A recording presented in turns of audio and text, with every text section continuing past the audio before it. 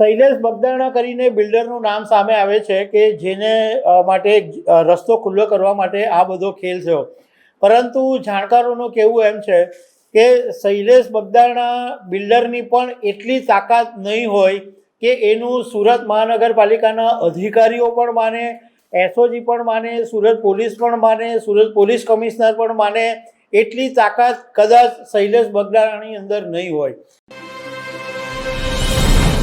સુરતના વેડ રોડ વિસ્તારમાં નાસિરનગર ઝૂંપડપટ્ટીનું જે ડિમોલિશન થયું એ વાતને લગભગ 10 દિવસ થઈ ગયા, પરંતુ આજ સુધી નથી સુરત મહાનગરપાલિકાને ખબર, નથી સુરત પોલીસને ખબર, નથી સરકારને ખબર કે આ ડિમોલિશન આખરે કરી કોણ ગયું। તો એકચ્યુઅલી તો આ જે આખું ભૂતિયા ડિમોલિશન છે એનો મેઇન ભૂવો કોણ છે એ શોધવાની જરૂર છે, કારણ કે સુરત મહાનગરપાલિકાના અધિકારીઓ કે સુરત પોલીસ તો કદાચ મજબૂરીમાં કામ કર્યું અને ઉપરથી આદેશ આવ્યો હોય તો એ મુજબ કરવું પડતું હોય, પરંતુ જે મુખ્ય ભૂવો છે એના વિશે સવાલ ઊભો થાય છે કે આ માણસ કોણ છે કે જેના ઈશારે આટલો મોટો ખેલ પડી ગયો।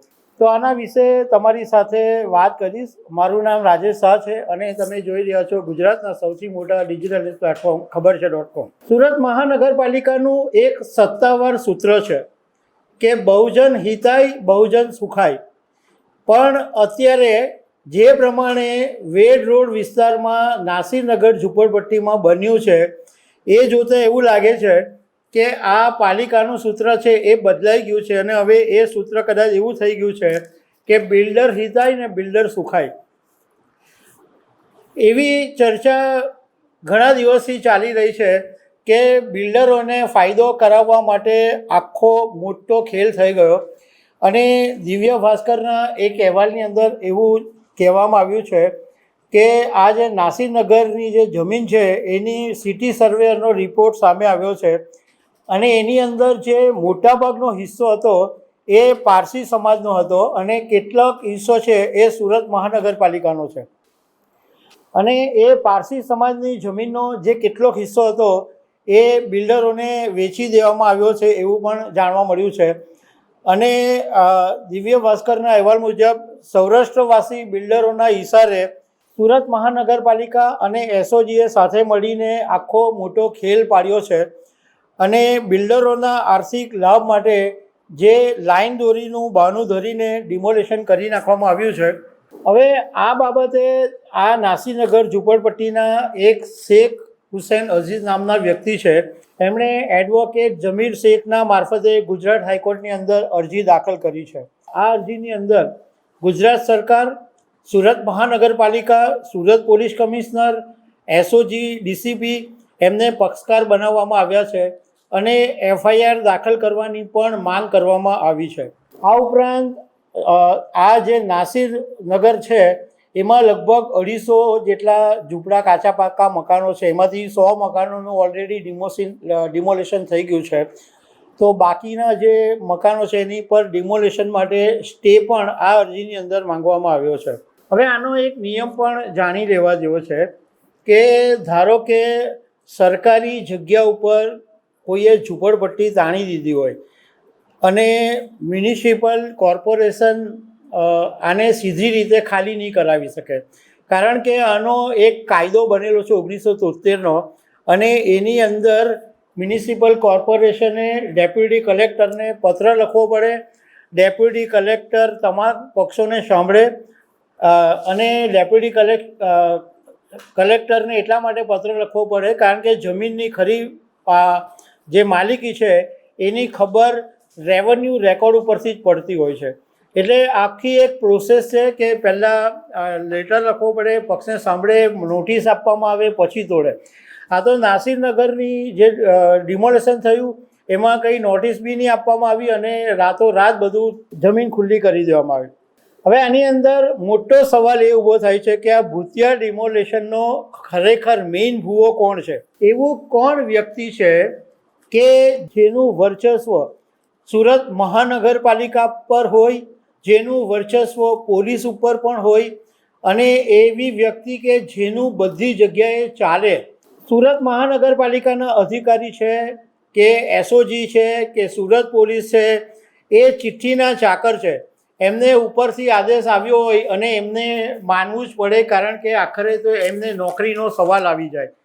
પણ મેઇન વ્યક્તિ છે એ હજુ સુધી ચિત્રમાં નથી આવ્યો અને અમે પણ એનું નામ નથી આપી શકતા, કારણ કે આ વિશે સત્તાવાર નામ હજુ અમારી પાસે આવ્યું નથી. પણ અમારું કામ સવાલ ઊભો કરવાનું તો છે જ, એટલે અમે સવાલ ઊભો કરી રહ્યા છે કે 100 ઘર તૂટ્યા એ ફેક્ટ છે, એ આપણને દેખાય છે, મીડિયા રિપોર્ટ્સમાં બી છે, વિડીયોઝમાં બી છે અને જગ જાહેર છે કે 100 ઘર તૂટ્યા છે, એટલે એ તો ફેક્ટ છે.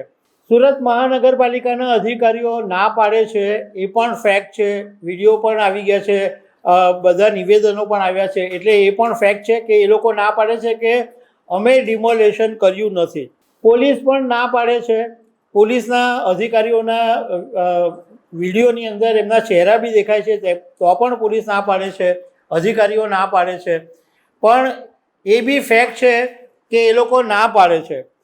પણ આ એવી જ વ્યક્તિ હોવી જોઈએ જે એટલી બધી પાવરફુલ હોય કે જે બધા ડિપાર્ટમેન્ટની સાથે આ મેળ પાડી શકે.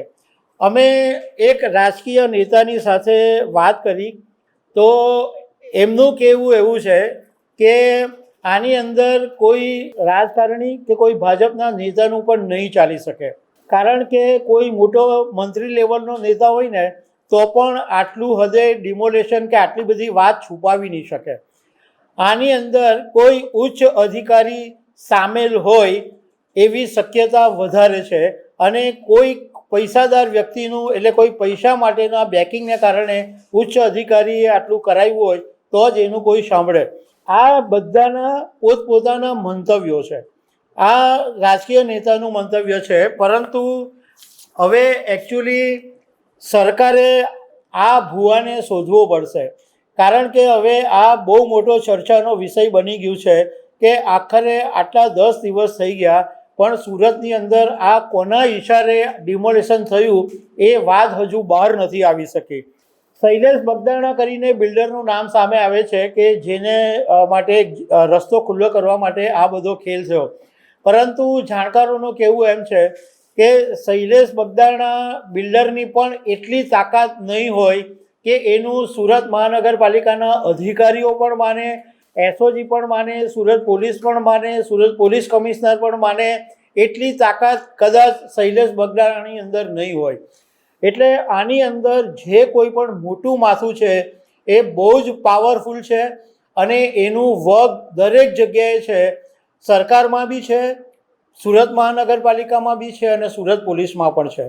તો હવે સરકાર ભૂપેન્દ્રભાઈ પટેલને વિનંતી કરવી પડે કે હવે તો દાદા તમે આ સુરતમાં જે નિર્દોષ લોકોના ઘર તૂટી ગયા ને જે લોકો રસ્તે જડતા થઈ ગયા એમાં કોને ફાયદો છે એ હવે તમારે શોધીને લાવવું જોઈએ. તો દર્શક મિત્રો, આવા અનેક અપડેટની સાથે અમે તમને મળતા રહીશું. આભાર.